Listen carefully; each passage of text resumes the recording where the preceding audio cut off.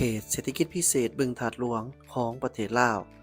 ผลักดันโครงสร้างการพัฒนานครหลวงเวียงจันทน์ให้เกิดรูปแบบไวขึ้นรูปแบบโครงการพัฒนาล้วนแล้วแต่แตกต่างกัน แล้วมาฮอดปัจจุบันนี้โครงการก่อสร้างเขตเศรษฐกิจพิเศษบึงถาดหลวงมีความคืบหน้าหยังแหน่แล้วเพิ่นมีแผนจะเฮ็ดหยังแหน่ในอนาคตอันไกลนี้มื้อนี้แอดมินมาให้คำตอบท่านผู้ชม จากก่อนอื่นหมดเฮามาเบิ่งเกี่ยวกับทางเขตเศรษฐกิจพิเศษบึงถาดหลวงของประเทศลาวเพิ่นมีการผลักดันโครงสร้างการพัฒนานครหลวงเวียงจันทน์ให้เกิดรูปแบบไวขึ้น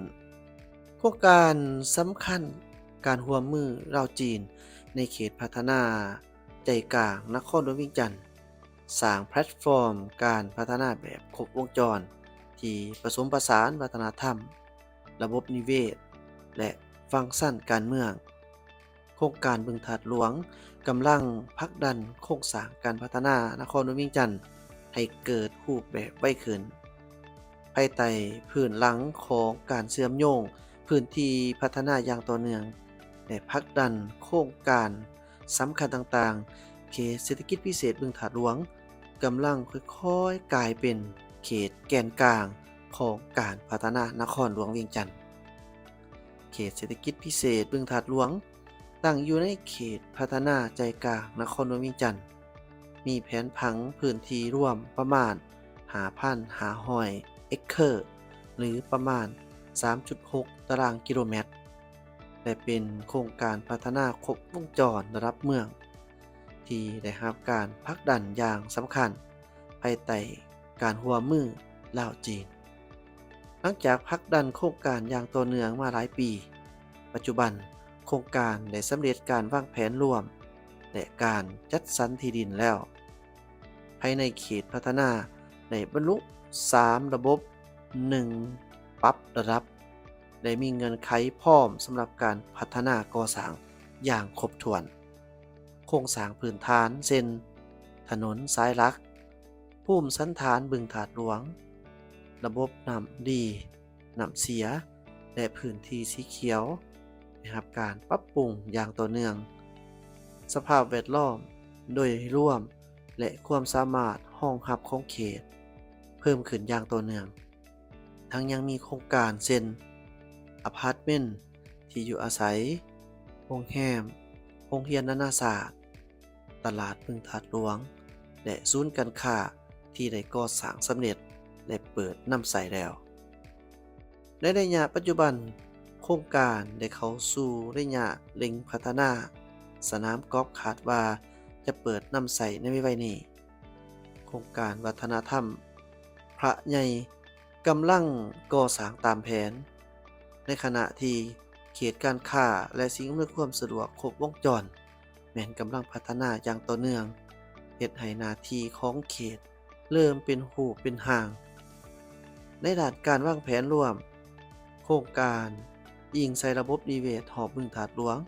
และระบบสัญลักษณ์ทางวัฒนธรรมเพื่อสร้างโครงสร้างเมืองหลายระดับประกอบด้วยระบบสัญลักษณ์วัฒนธรรมโดยมีพระพุทธรูป4ด้านความสูง129.9 เมตรเป็นศูนย์กลางส่วนว่าระบบการค้าเช่นถนนการค้า6ประเทศและเมืองการค้านานาชาติหรือดับโบมอลโครงการฟังก์ชันการเมืองเช่นปั่นอาเซียนอินเตอร์เนชั่นแนลคอมเพล็กซ์สวนสาธารณะบึงถาดหลวงมีเนื้อที่750 เอเคอร์และพื้นที่เปิดหลวงทางนิเวศสนามกอล์ฟมาตรฐานสากล18 หลุมนิคมอุตสาหกรรมเศรษฐกิจดิจิตอลลาวโครงการตึกแฝดสัญลักษณ์เมืองนอกจากนั้นทานนางอรยาแสงธรรมวงศ์ผู้ช่วยหัวหน้าการตลาดบริษัทลาวถาดหลวงลงทุนพัฒนาจำกัดก็ได้ให้รู้เติมอีกว่าอยู่ในเขตเศรษฐกิจพิเศษบึงถาดหลวงมีเนื้อที่ทั้งหมด365 เฮกตาร์มีเนื้อที่สิ่งปลูกสร้าง8 ล้านตารางเมตรและมีมูลค่าการลงทุนทั้งหมด5 ตื้อดอลลาร์สหรัฐกลุ่มบริษัท หวานเฟิ่งเซี่ยงไฮ้ได้เซ็นสัญญาร่วมมือกับรัฐบาลลาวในท้ายปี 2011 และโครงการก่อสร้างได้เริ่มต้นอย่างเป็นทางการในเดือนธันวาปี 2012 อยู่ในบริเวณเขตนี้เป็นระยะทำอิฐของการพัฒนาซึ่งประกอบมีโรงแรมและอพาร์ตเมนต์ประกอบมี 11 อาคารในนั้นมี 2 อาคารอยู่ชั้น 1-3 แม้นจะเป็นโรงเรียนนานาชาติอาคาร 3 และ 4 ที่เปิดเป็นโรงแรมโปลีหรือ The Eagle Hotel และอาคาร 6 และ 7 แม่นเปิดเป็นโรงแรมชื่ออื่นส่วนที่เหลือแม่นเป็นอพาร์ตเมนต์นอกจากนี้ทั้งด้านหน้าของโรงแรมโปลีแม่นศูนย์การค้าคิวมอลประกอบมีร้านอาหารร้านกินดื่มเครื่องหัตถกรรมและซุปเปอร์มาร์เก็ตซึ่งได้เปิดขายและให้บริการแล้วโครงการต่อมาแม่นตลาดบึงถาดหลวงสวนสนุกที่ได้เปิดให้ประชาชนในเขตอ้อมหอบและเข้ามาใช้บริการอย่างสะดวกสบายในปัจจุบันนี้เขตเศรษฐกิจพิเศษบึงถาดหลวงมี 3 โครงการใหญ่ที่เร่งใช้ในการพัฒนาก็คือโครงการสร้างสนามกอล์ฟ 18 หลุมโครงการก่อสร้างปกครองนครหลวงและการสร้างพระพุทธรูปขนาดใหญ่ใจกลางบึงถาดหลวงสูงประมาณ129 เมตรหลังจากโครงการนี้สร้างสำเร็จแล้วแม้นจะเป็นแลนด์มาร์คแห่งใหม่ให้กับประเทศลาวโดยเฉพาะแม่นนครหลวงเวียงจันทน์และสถานที่แห่งนี้แม้นจะกลายเป็นสถานที่ท่องเที่ยวที่ดึงดูดนักท่องเที่ยวลาวและนักท่องเที่ยวต่างประเทศให้หลายขึ้นหลายล้านคนในแต่ละปีนอกจากนี้ยังมีโครงการที่กำลังอยู่ในขั้นตอนการดำเนินงาน